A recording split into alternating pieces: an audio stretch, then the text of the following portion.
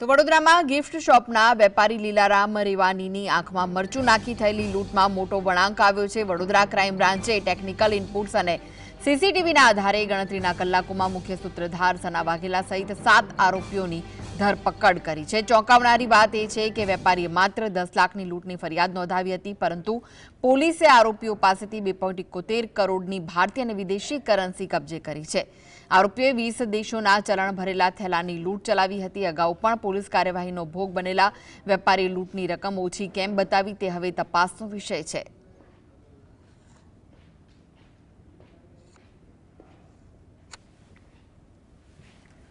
તો વેપારીએ લૂંટની રકમ ઓછી બનાવતા અનેક સવાલો ઉઠી રહ્યા છે, જે પોલીસે આરોપીઓને પાસેથી 2.71 કરોડની ભારતીય અને વિદેશી કરન્સી કબજે કરી છે। આરોપીઓએ 20 દેશોના ચલણ ભરેલા થેલાની લૂંટ ચલાવી હતી અને અગાઉ પણ પોલીસ કાર્યવાહીનો ભોગ બનેલા વેપારીએ લૂંટની રકમ ઓછી કેમ બતાવી તે હવે તપાસનો વિષય છે।